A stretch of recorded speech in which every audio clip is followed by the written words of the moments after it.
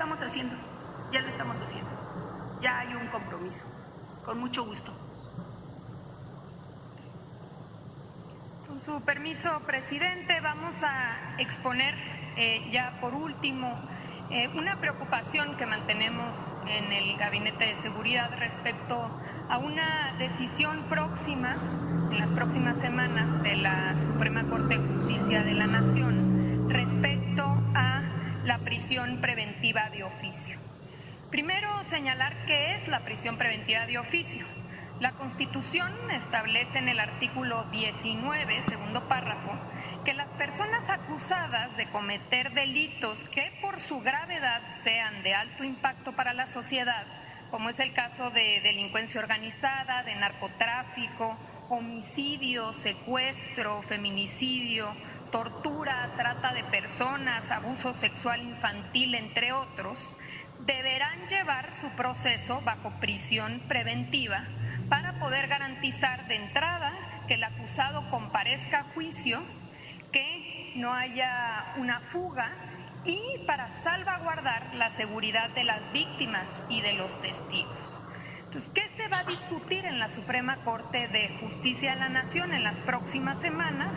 La Suprema Corte está proponiendo invalidar el artículo 19 constitucional y ordenar a todos los jueces del país inaplicar la prisión preventiva de oficio. Esta decisión la toma a partir de una resolución emitida en enero de 2023 por la Corte Interamericana de Derechos Humanos, que, como sabemos, es una instancia judicial internacional que pertenece a la OEA, a la Organización de Estados Americanos, en donde condena a México y resuelve que se deben adecuar las leyes, incluyendo la Constitución, para eliminar la prisión preventiva. Aunque esta resolución por parte de la Corte Interamericana en realidad obliga a todo el Estado mexicano en su conjunto, la Corte atrajo la sentencia oficiosamente para interpretarla y ordenar unilateralmente cómo México debe darle cumplimiento sin que se tome en cuenta otras instituciones. Una obvia sería el Congreso de la Unión, quien debería analizar la posibilidad de estas modificaciones. Creemos que la Suprema Corte no solo se excede en sus facultades, sino que pretende tomar una decisión sin dimensionar lo que esto significa para la paz y seguridad de nuestro país. Por ello es que el viernes pasado el Gabinete de Seguridad le enviamos una carta a todas las ministras, a todos los ministros, para plantearles cuáles son nuestras preocupaciones. Y de entrada señalamos que esta decisión impactaría a la posible liberación de 68,000 presuntos delincuentes bajo prisión preventiva oficiosa al día de hoy. Estamos hablando de 11,640 acusados de homicidio, 7,150 acusados de secuestro, 5,617 de violación, 4,013 de narcotráfico y narcomenudeo, 3,800 de portación de armamento y explosivos, 1,405 de feminicidio, 1,273 de abuso infantil y corrupción de menores y 405 por delincuencia organizada.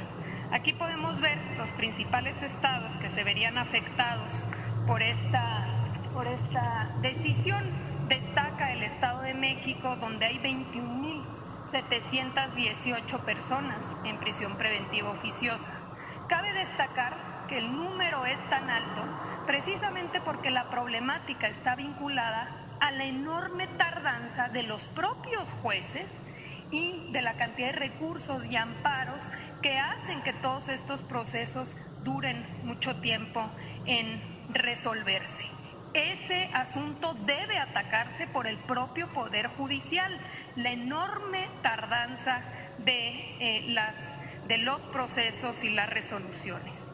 La liberación de estas personas, como hemos dicho, pondría en riesgo, primero, a los testigos y a las víctimas, que son las personas que los han acusado, por supuesto al personal desde policías, personal de la Fiscalía, los propios juzgadores. Vemos un riesgo también a la población en su conjunto ante la posibilidad de la comisión de nuevos delitos, a la seguridad nacional, porque se trata de individuos que presuntamente están asociados a grupos del crimen organizado y que cuentan con capacidad económica y operativa, incluso con alto riesgo de darse a la fuga. Y por supuesto, de manera adicional, estamos viendo con preocupación la carga excesiva que esto significaría tanto para las fiscalías como para los juzgados.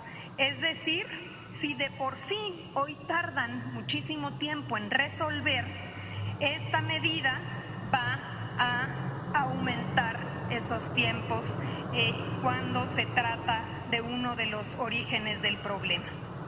Por otro lado, también señalamos a los ministros y a las ministras que esta decisión vulnera la soberanía nacional, pues la existencia de organismos internacionales no implica que los estados renuncien a su soberanía ni a su derecho a autodeterminarse.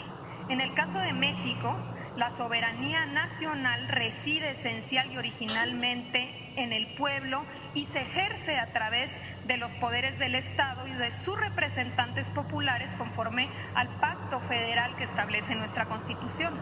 Es decir, ningún Estado, gobierno, organismo o tribunal extranjero puede ordenarle a México modificar su constitución, modificar su régimen político ni su forma de gobierno. Hacerlo sería un acto inadmisible de injerencia. ¿Y a quién le toca defender nuestra Constitución? Precisamente a la Suprema Corte de Justicia de la Nación.